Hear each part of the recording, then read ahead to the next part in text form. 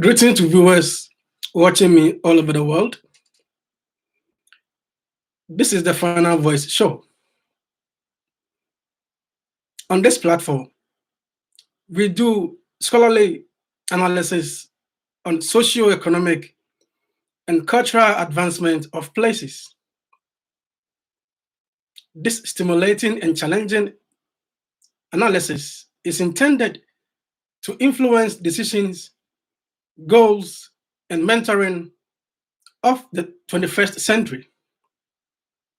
Remember, this show embraces integration and diversity. This show also encourages viewers who value self-expression. Don't forget to subscribe. Just at the right corner, there is a red button. Click on the red button and subscribe. Let's get talking. Let's discuss something about the future of Ghana. Let's see the success of Ghana, a success that we can share with the rest of the world. Dear viewer, today I bring you something interesting. I am your host, Charles Opoku. Today, the spotlight is on one member of parliament. When it comes to the anti-corruption fight in Ghana, this member of parliament has contributed his quota. His double-edged sword cuts the NDC and the MPP. When it came to Galamsey in Ghana, he did not spare his own political party.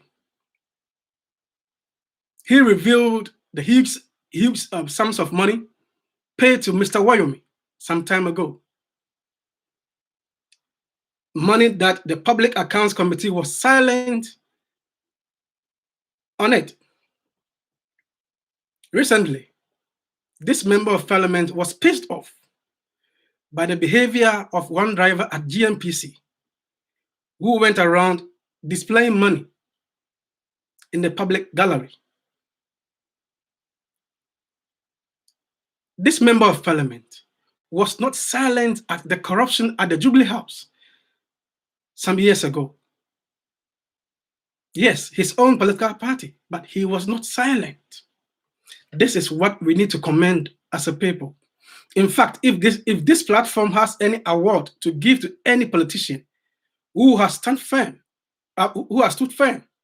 excuse me, viewers, who has stood firm on corruption, and it matters, we will not relent in our effort to select this member of parliament as our award winner. He is Honorable Ohene Agyapong. But let's think about something here. And right now, we would like to engage the honorable member wherever he's watching me from on some matters. Come to think of it, honorable member, you told us that some young men at the Jubilee House are involved in corruption. In fact, they would like to take money from you before you see the president. We woke up one day to see them in parliament. The very people that you said are engaged in corruption are now in suits with some appointments, and some are even MPs. Let's talk about Mr. Wayomi's money. Till date, we don't know where the money is. We don't know whether the state has been able to retrieve these monies. But this is something that you stood firm. In fact, you made Ghanaians aware of what is happening. But today, we cannot say that the money has been paid back to Ghana. When we follow this trend, are we not inciting people?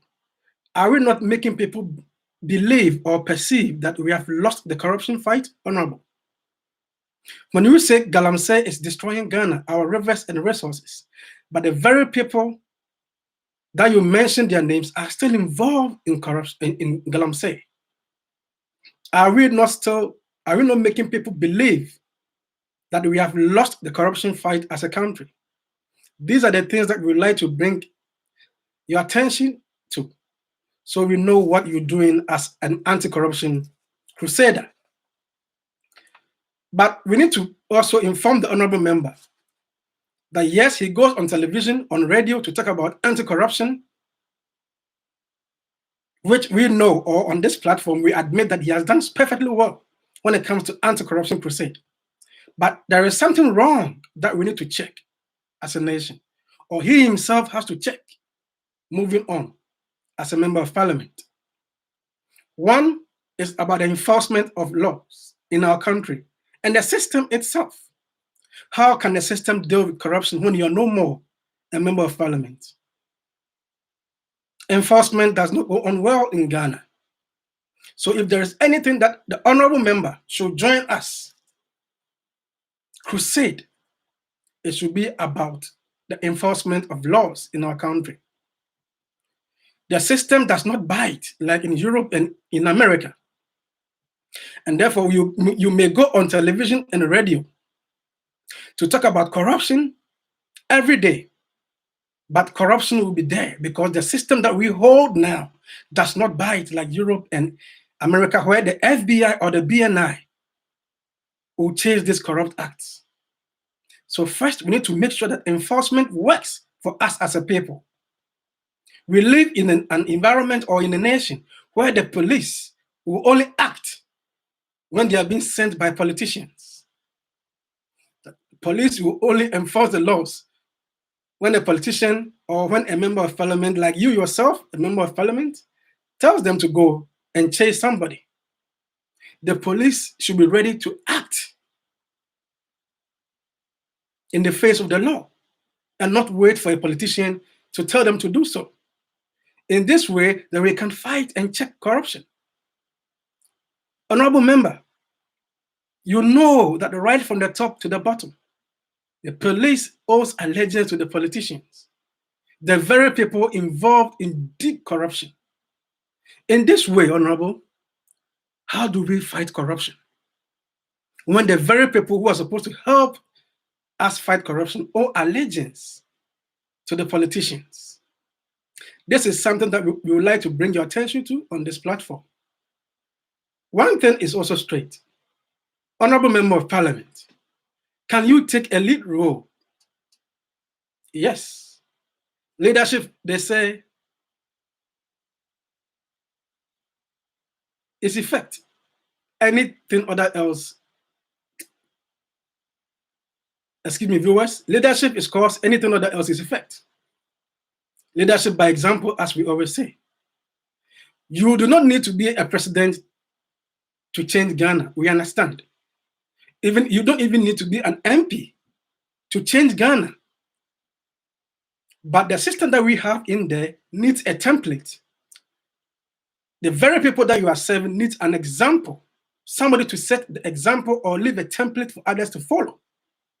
Without such a template, without such an example, we will go on radio, we will go on television, we will sit here and talk about anti-corruption agenda, but it may not work because somebody must leave an example or leave a template for others to follow. And we believe that the Honorable Member of Parliament, Ohene Agyapong, can also take a lead role, at least lead for us to see.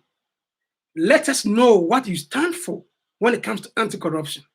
Leave an example for us to know as a Member of Parliament.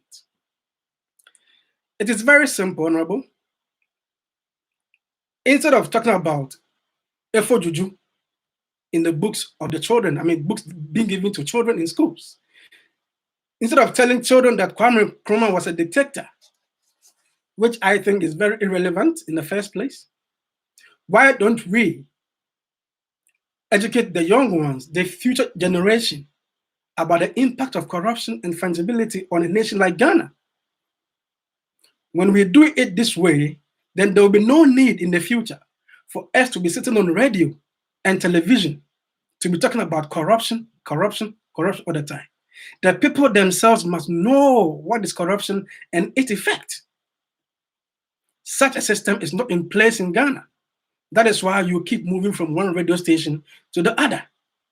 But when we have a system when we have the very people who believe in themselves and know the dangers of corruption and what corruption can do to a nation, then there will be no need we moving from one radio station to the other station talking about corruption and corrupt leaders. This is something that the Honorable Member of Parliament should also know. But on this platform, once again, we appreciate the works of Honorable Ohene Agyapong so much. This platform will make sure that the future generation comes to hear your efforts, your struggle against corruption in Ghana. Your lifestyle and your voice will be played and replayed for the young ones to know how one man in Ghana stood firm on corruption issues. You will do this every day, every time, because your voice against corruption is indifferent from this voice. This is the final voice, which also stands firm when it comes to anti-corruption issues. Dear viewer, we would like to end today's show, and thank you for watching, and join us next time. But please, before you go, don't forget to subscribe, like this video, and share this video. And we'll come your way next time with another edition of the Final Voice Show. Thank you for watching.